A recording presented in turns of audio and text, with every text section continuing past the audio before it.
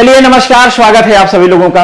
GPSC ने अभी portal start किया ऑनलाइन एप्लीकेशन का। अगर आपने नहीं किया है तो कर लीजिए, और साथ में उन्होंने सिलेबस भी दे दिया। ये अच्छी बात है भाई, नहीं तो इससे पहले जब जीपीएससी बहुत अच्छी तरीके से फंक्शन कर रही थी, इस टाइम के जीपीएससी को तो हम लोग क्रिटिसाइज कर रहे थे।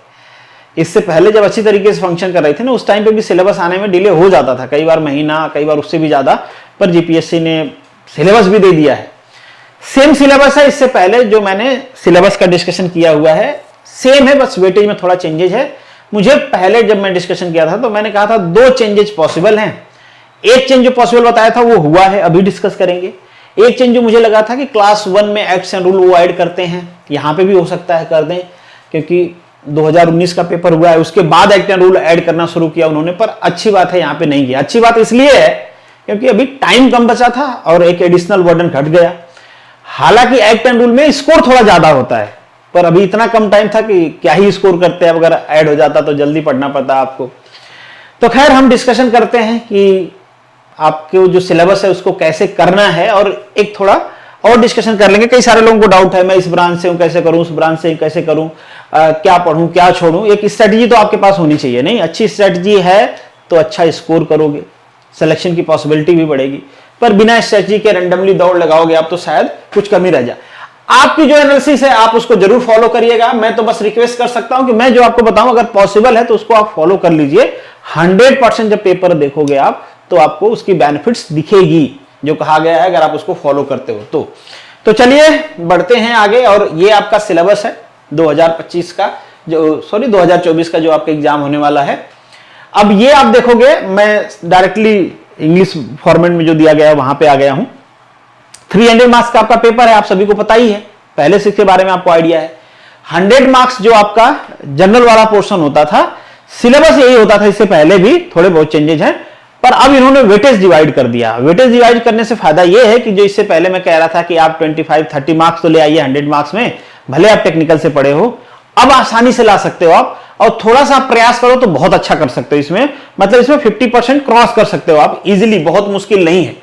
कैसे करना है, क्या करना है, वो मैं थोड़ा आपको बताते हुए चलता हूं। कुछ टॉपिक्स है ना जो जीपीएससी के बड़े फेवरेट हैं और कई सारे एग्जाम्स में रिपीटिवली पूछे जाते हैं, वो मैं आपको बताते हुए चलता हूं। जैसे अब ये जो ऊपर के 3 टॉपिक्स हैं आपको नजर आ रहे हैं, ऊपर के 3 टॉपिक्स हैं, या चौथा टॉपिक भी आप इंक्लूड कर लीजिए, बड़ा ब्रॉडर है। हालांकि चौथा टॉपिक को मैं कहता हूं कि अगर बेसिक इकोनॉमिक्स का आपको आइडिया है तो इकोनॉमिक्स से कुछ क्वेश्चन आप कर सकते हो।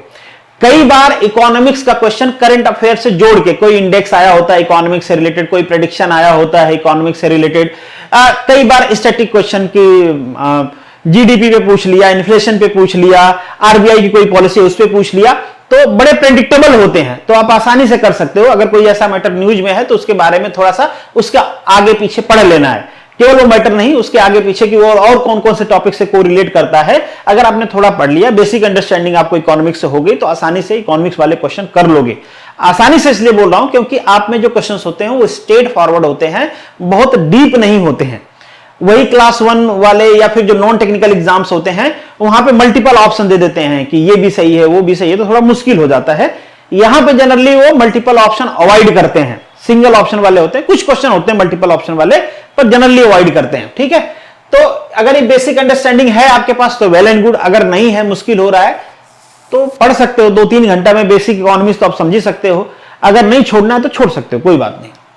इसी तरीके से मैं टॉपिक 1 और टॉपिक 2, टॉपिक 3 के बारे में भी कहूंगा। बेसिक्स अगर आप इनका पढ़ सकते हो, ठीक है, बेसिक्स मतलब हर टॉपिक पे आप कोई भी बुक लेके थोड़ा थोड़ा जो टॉपिक इंपॉर्टेंट है वहां से, या प्रीवियस ईयर क्वेश्चन देख के कि यहां से क्वेश्चन पूछे गए हैं, ज्यादा टाइम नहीं दीजिए, 3 से 4 घंटे एक टॉपिक पे दे दीजिए। वहां से पॉसिबिलिटी है कि अगर डायरेक्ट क्वेश्चन आ गया तो आप 1-2 क्वेश्चन आसानी से अटेम्प्ट कर सकते हो। ठीक है, और ये सब चीजें आप थोड़ा इनको करंट अफेयर से ऐड करके पढ़िएगा कि मान लीजिए भाई आर्ट एंड कल्चर में किसी को, कोई गुजरात का कोई आदमी है, कोई राइटर है, कोई पोएट है, अगर उसको कोई प्राइज दिया गया है, उसने कोई बुक लिखा है, रिसेंटली कोई बुक पब्लिश हुई है, या कोई भी नेशनल इंटरनेशनल इवेंट से वो रिलेटेड है, तो वो आपको ध्यान में होना चाहिए, उससे रिलेटेड क्वेश्चन पूछ लेता है। जरूरी नहीं कि जो इवेंट चल रहा है उसी से रिलेटेड पूछे। मान लीजिए कोई राइटर है, उसको कोई प्राइज मिला है, गुजरात से है, तो मे भी उसके बुक के बारे में या किससे रिलेटेड प्राइज मिला, मतलब कुछ भी इस टाइप के डायरेक्टली या इनडायरेक्टली क्वेश्चन पूछ लेता है। तो अगर कोई चीज न्यूज में है तो उसके आगे पीछे अगल बगल, साइड, लेफ्ट, राइट सब आपको पढ़ लेना है कि कहीं से भी क्वेश्चन आएगा तो मैं कर पाऊंगा। एटलीस्ट इतना तो आप कर ही सकते हो, बहुत मुश्किल नहीं है। टेक्निकल पढ़ के जब फटीग फील हो ना, तो ये आपको ये पढ़ना, भाई आप इंजीनियरिंग बैकग्राउंड के हो, दिमाग वहां लगाना पड़ेगा, यहां पे तो दिमाग लगाना नहीं है, यहां पे तो आपको मेमोराइज करना है और शायद आपको पढ़ने में मजा भी आए, क्योंकि नई चीजें सीखोगे आप जिसको आपने पहले नहीं पढ़ा है, और पढ़ा है तो वेल एंड गुड। जियोग्राफी के बारे में भी मैं सेम चीज कहूंगा कि कुछ स्टैटिक्स पढ़ लेना है आपको।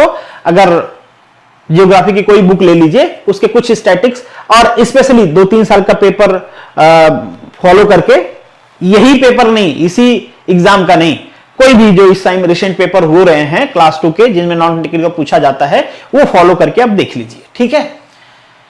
बाकी जो 5th नंबर है, यहां से कुछ टॉपिक ऐसे हैं ना जिनसे क्वेश्चंस आते हैं, तो मैं आपसे रिक्वेस्ट करूंगा कि आप पूरा नहीं पढ़ो। जैसे 5th टॉपिक में आप देखोगे टोटल 10 दिए गए हैं, मैं 10 में से आपको 4 कहूंगा, और इन चारों को पढ़ने में 4 घंटे से ज्यादा टाइम नहीं लगने वाला है, और श्योर शॉर्ट क्वेश्चंस आते हैं और आप कर पाओगे। और सबसे ज्यादा अगर इस पूरे जो 30 मार्क्स है, इस 30 मार्क्स में सबसे ज्यादा कहीं से क्वेश्चंस आएंगे तो यहीं से आएंगे, ठीक है।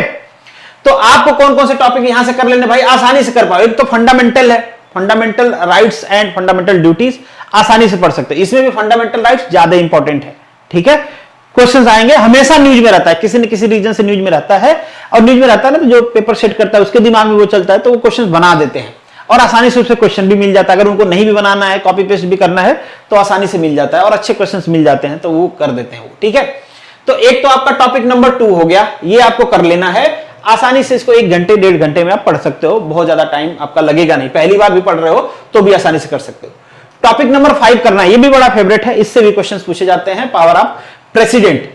अगर गवर्नर को भी साथ में कर लेते हो, कई बार इन दोनों को ना इनक्लोज करके क्वेश्चन पूछ लेता है, इंक्लूड करके, तो अगर उसको भी आप साथ में कर लेते हो तो वेल एंड गुड, पॉसिबिलिटी बढ़ जाएगी कि आप क्वेश्चन कर पाओगे, ठीक है। एक बड़ा इंपॉर्टेंट टॉपिक है नीति आयोग। नीति आयोग के बारे में आपको पढ़ लेना है, कई सारे इंडेक्स निकालते हैं ये, उसके बारे में भी पढ़ लेना है कि कौन कौन सा इंडेक्स, और थोड़ा सा ये भी देख लेना है कि अगर उसमें रैंकिंग, स्टेट्स की रैंकिंग होती है तो वो भी देख लेना है कि किसकी क्या रैंकिंग है, और स्पेशली नीचे कौन आया है, ऊपर कौन आया है, इतना ही, बीच में कौन है वो भाड़ में जाए। और कहीं पे कोई भी ऐसा इंडिकेटर है जिसमें गुजरात बेटर परफॉर्म कर रहा है, तो आपको याद रखना है, you have no choice to left that, उसको तो भूलना ही नहीं है, ठीक है। कोई भी ऐसा इंडिकेटर है जिसमें गुजरात बेटर परफॉर्म कर रहा है तो आप उसको ध्यान करके रखना है, ठीक है। तो ये 30 मार्क्स है, मैं कह रहा हूं कि आपने इतना एक्सरसाइज कर लिया तो आसानी से 10 to 15 मार्क्स आप स्कोर कर पाओगे इजीली, बहुत ज्यादा टाइम नहीं देना पड़ेगा। 5 से 6 घंटे या 7 घंटे पढ़ के आप आसानी से 10 से 15 नंबर कर सकते हो, 10 नंबर तक कर ही सकते हो। अब भाई एकदम अनप्रेडिक्टेबल आ गया क्वेश्चन तो अलग बात है, बट वो अगर ऐसा आता है तो सबके लिए आएगा, उस टेंशन की क्या बात है उसमें, नहीं। पर अगर प्रेडिक्टेबल आता है तो आसानी से आप इतने मार्क्स कर सकते हो, बहुत मुश्किल नहीं होगा ये करने में आपको। इसके बाद भी अगर आपके पास टाइम बचती है तो पढ़िए, इलेक्शन कमीशन के बारे में पढ़ लीजिए, अभी न्यूज में है और कंटिन्यूअस रहेगा, क्योंकि अभी स्टेट्स के इलेक्शन आ रहे हैं। सेम आपका जब एग्जाम चल रहा होगा उस टाइम पे हमारे यहाँ पे 3-4 स्टेट्स में इलेक्शन हो रहे होंगे, जैसे आपका महाराष्ट्र है, आपका हरियाणा है, इन सब, झारखंड है, तो मे भी न्यूज में है तो उस पर क्वेश्चन बन जाए।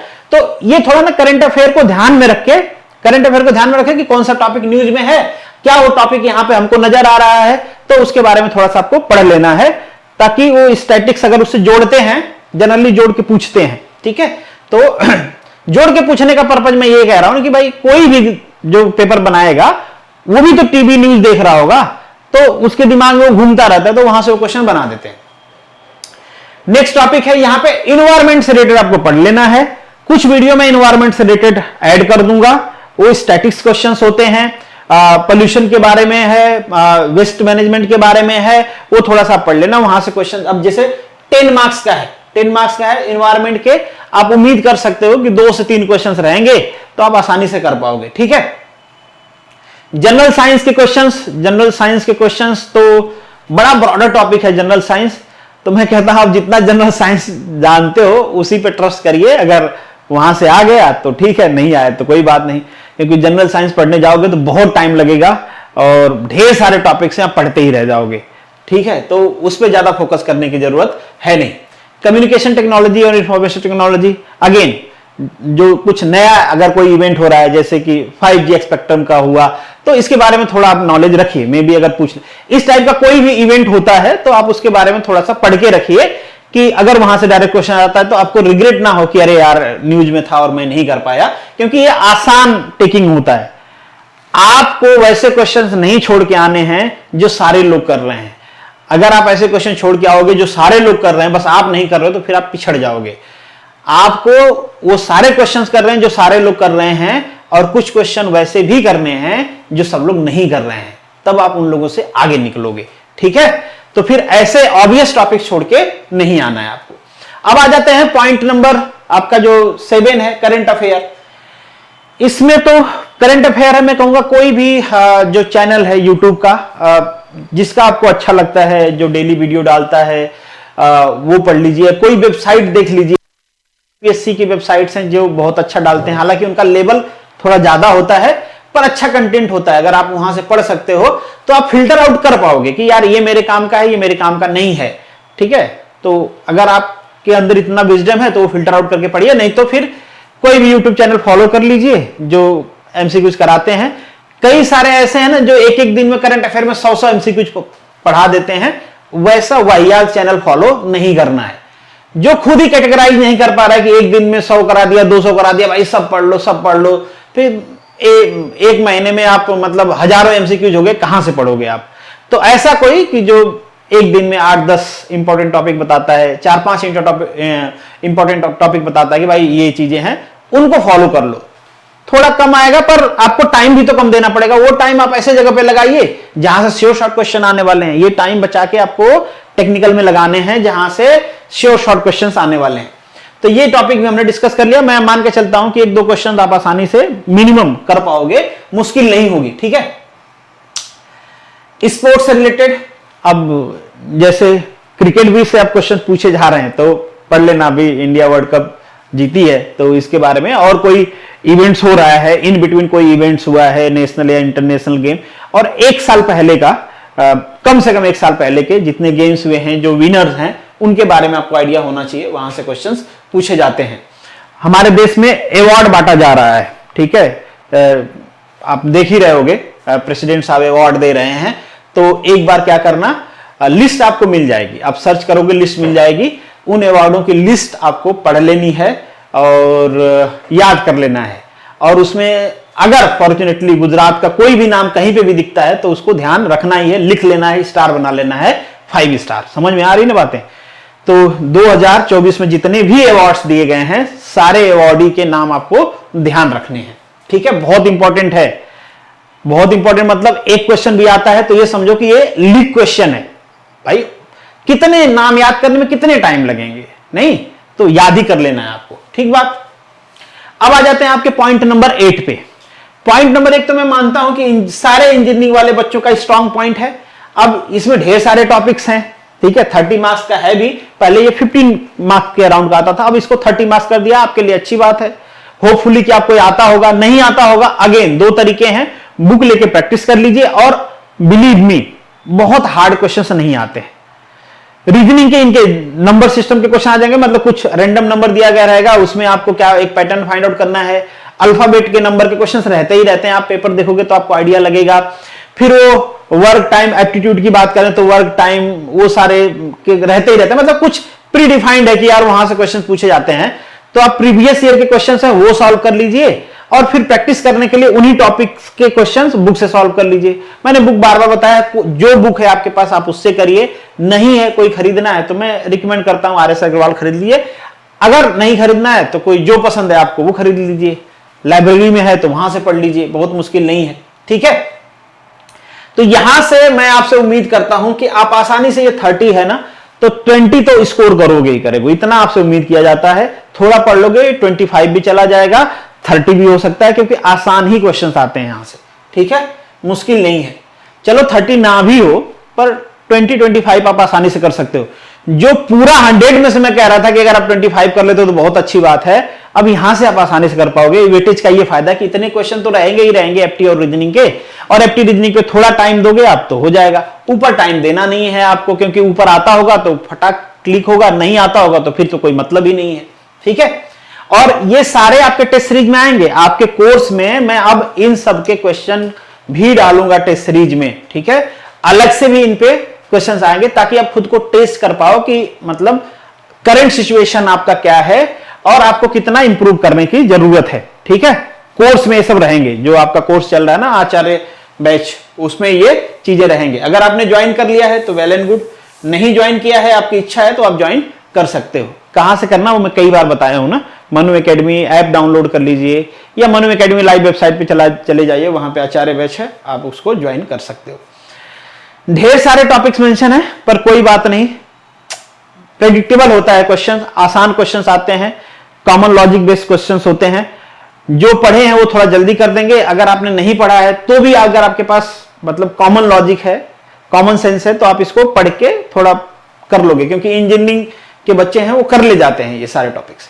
गुजराती ग्रामर है, अक्षर पब्लिकेशन पढ़ लेते हैं बच्चे, हर बार कई सारे एग्जाम में जो मैं पढ़ा, जैसे आरटीओ 50 नंबर आता है, एमबीआई में बच्चे 45, 46, 47, 48 ले आते हैं, तो उम्मीद करते हैं कि आप भी पढ़ लोगे आसानी से। ये 10 नंबर का ही है पर आप ले आओगे, 5-6 नंबर यहां से भी ले आओगे, तो आप देखो आपका स्कोर अब 30 क्रॉस कर रहा होगा।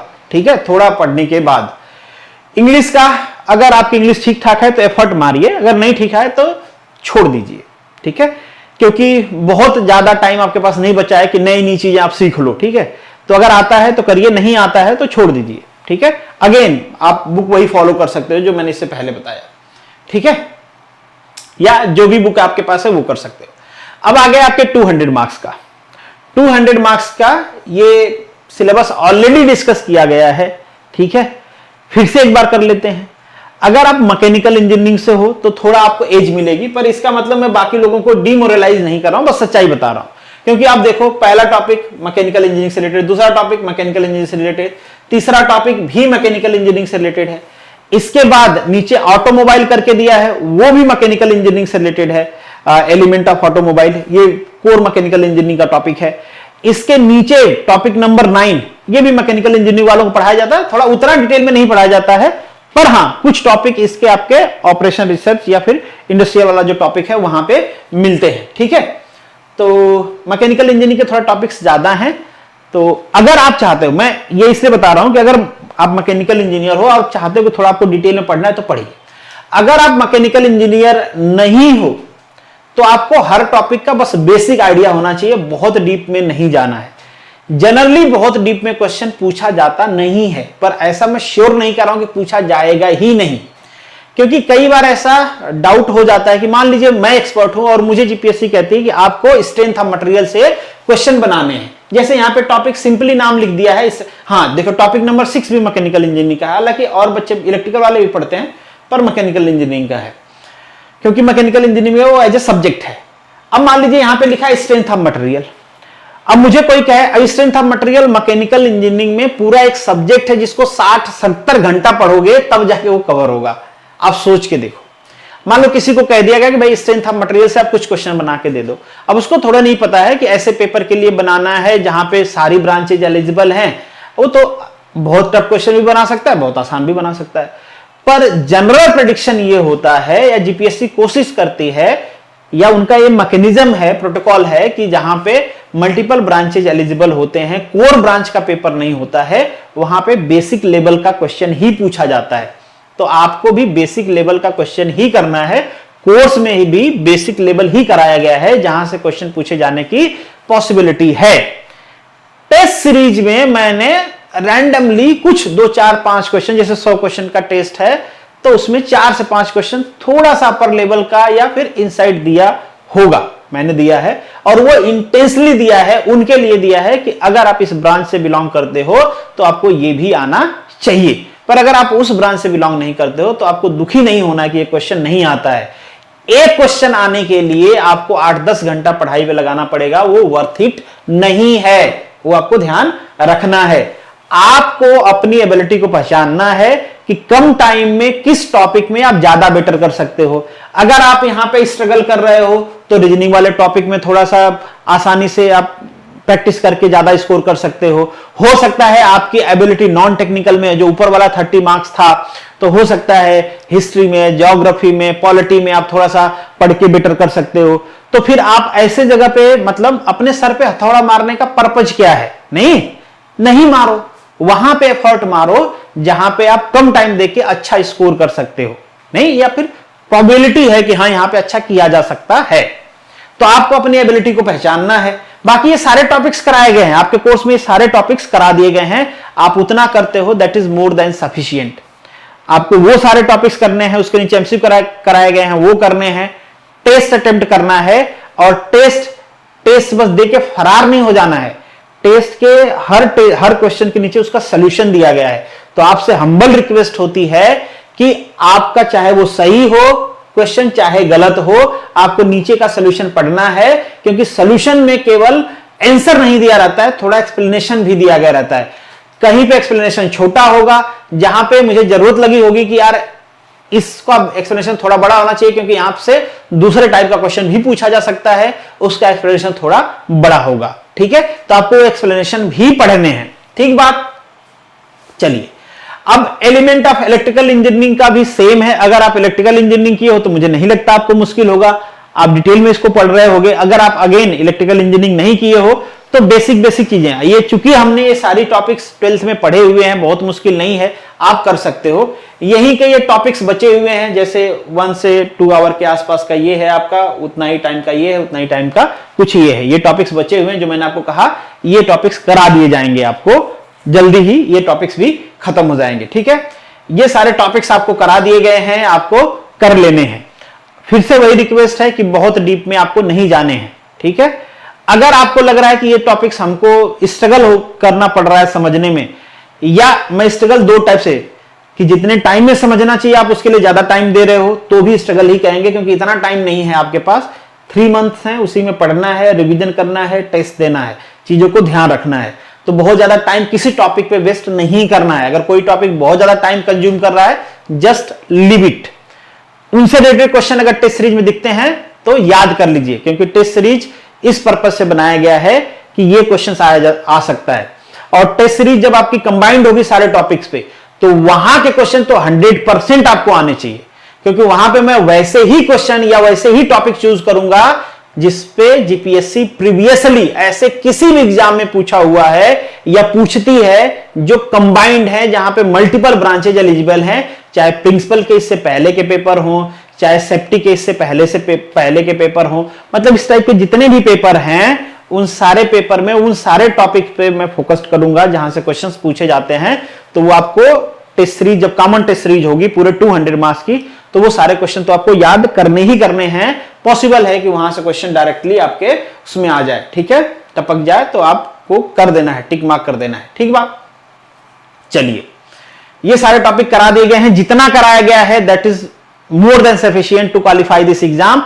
तो आप उतना कर लीजिए, फंडामेंटल करिए जो कराया गया है, नीचे जो एमसीक्यू कराए गए हैं वो करिए, और टेस्ट सीरीज करिए, इतना करिए। ठीक है, हाथ पांव उसके बाद मारिएगा। ये टॉपिक आपका बचा है, क्वेश्चंस यहां से भी आएंगे 8 से 10, तो ये करा दिया जाएगा। आसान टॉपिक है ये, नियर अबाउट सारे ही एग्जाम्स में आते हैं ये, चाहे वो बैंकिंग वाले हों, एसएससी वाले हों, कहीं पे कम आते होंगे, कहीं पे ज्यादा आते होंगे।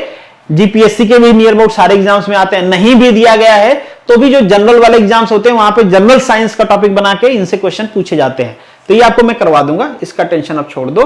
तो यहां से भी आप ये टॉपिक भी हो जाएगा आपका, ये बचा हुआ है ये करा दिया जाएगा, बाकी टॉपिक्स आपके करा दिए गए हैं। तो ये आपका एक टॉपिक और बचा, करेंट, इसको छोड़ दीजिए, जस्ट लीव इट। ये बस इसलिए दिया जाता है कि जीपीएससी अगर कोई ऐसा क्वेश्चन पूछ ले जिसपे आप क्लेम करो कि भाई ये तो हमारे सिलेबस में नहीं था, तो वो कहें कि था। ठीक है, तो ये 10 नंबर है ना, बस उसी लिए दिया जाता है। ठीक बात। कहीं भी नहीं, अब जीपीएससी हर जगह वैसे कर देती है। ठीक है, बाकी इस पे कुछ एमसीक्यूज आपको करा दिए जाएंगे। ठीक है, इस पे कुछ एमसीक्यू कि स्टेट गवर्नमेंट क्या कर रही है इसमें स्किल डेवलपमेंट में, और सेंट्रल गवर्नमेंट क्या कर रही है स्किल डेवलपमेंट में, कोई पॉलिसीज हैं जो आपको ध्यान रखने हैं। स्टेट गवर्नमेंट चला रही है, सेंट्रल गवर्नमेंट चला रही है, तो वो क्वेश्चंस आपको ध्यान रखने हैं। एमसीक्यू फॉर्मेट में मैं अपलोड भी कर दूंगा और टेस्ट में भी डाल दूंगा, दोनों जगह पे हो जाएगा। तो वो काम आपका यहां से हो जाएगा। उसके अलावा बहुत ज्यादा आपको एफर्ट इस पे नहीं मारना है। ठीक बात। तो ये सारे आपके टॉपिक्स रहे, डिटेल डिस्कशन रहा आपका।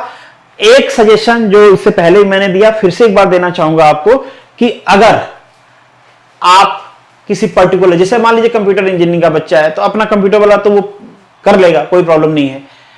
मैकेनिकल करने में उसको थोड़ा तकलीफ होगी, इलेक्ट्रिकल करने में थोड़ा तकलीफ होगी, तो मैं आपसे कहूंगा कि थोड़ा डिटेल में मत जाओ, बेसिक आप कर लो, वीडियो देख लो जो आपको कराया गया है। अगर उसमें भी आप स्ट्रगल कर रहे हो कि यार ये टॉपिक मुझे थोड़ा टफ लग रहा है, तो जो चीजें पहले आसान लग रही हैं आपको वो पहले करिए। क्योंकि भाई आप एक चीज दिमाग में रखो कि आप मैकेनिकल के होके इलेक्ट्रिकल के बहुत टफ क्वेश्चन का आंसर दे दोगे तो भी आपको 1 नंबर ही मिलेगा। आपको यहाँ पे अवार्ड नहीं मिलेगा कि अरे भाई इलेक्ट्रिकल मैकेनिकल का बंदा इलेक्ट्रिकल का टफ वाला क्वेश्चन किया, इसको 1 नंबर एक्स्ट्रा दे दो। नहीं, तो हम पहले आसान वाले टॉपिक को फोकस करेंगे जहां से आसानी से नंबर आए, ठीक है। उसके बाद टाइम बचता है तो आप जो मर्जी है करो, कोई रोक टोक थोड़े है आपके ऊपर। टाइम है, पहले से आपने, बहुत सारे लोग ऐसे होंगे जब से कोर्स चल रहा है तब से इनरोल है, उन्होंने अब तक सारा टॉपिक कर रखा होगा, तो आपके पास टाइम है, आप इधर उधर हाथ पांव मार सकते हो कि हमको और नंबर कलेक्ट करना है, ठीक है। तो इस totally depend upon you individual कि आपका अभी का लेवल क्या है, कितना आगे जाना है। तो आपको एक प्लान करना है कि स्ट्रेटजी बनाना है, उसी के हिसाब से आपको प्लान करके तैयारी करना है ताकि आप ज्यादा से ज्यादा स्कोर कर पाओ। एक बार मैं बताते चलूं कि अगर आप चैनल पे नए हो तो मनु एकेडमी आपको डाउनलोड कर लेना है। मनु एकेडमी ऐप मिल जाएगा और यहां से भी आप बाय कर सकते हो, कंप्यूटर पे भी ये सारा टेस्ट देख सकते हो। मनु एकेडमी लाइव आपको सर्च करना है, कोर्स में जाना है, यहां पे आपको आचार्य बैच मिल जाएगा। यहां पे आचार्य बैच सबसे पहले ही नजर आ रहा है, इसको बाय कर लेना है। हमारा कमिटमेंट है 200 मार्क्स जो टेक्निकल है वो कवर करने का, पर अब चूंकि हमारी एबिलिटी बढ़ गई है सिलेबस के हिसाब से, चूंकि आपका जो नॉन टेक्निकल का पेपर है वो भी इंग्लिश में और गुजराती दोनों लैंग्वेज में आएगा, तो मैं वहां भी अफोर्ड करूंगा कि कुछ कुछ चुनिंदा मटेरियल आपको प्रोवाइड किए जाएं, कुछ कुछ चुनिंदा क्वेश्चन आपको प्रोवाइड किए जाएं, टेस्ट आपको प्रोवाइड किए जाएं, ताकि आप कॉन्फिडेंस भी हो और कुछ चीजें आप याद भी हो। आप अपने तरफ से भी एफर्ट लगाइए, हमारे तरफ से भी आपको एफर्ट रहेगा कि वो सारे इजी रास्ते हम लोग कवर करें जहां से आप अच्छा स्कोर कर सकते हो, आसानी से स्कोर कर सकते हो। बाकी कोई डाउट हो तो आप कमेंट बॉक्स में लिख सकते हो। चलिए मिलेंगे नेक्स्ट वीडियो में, तब तक के लिए all the best, good luck and जय हिंद।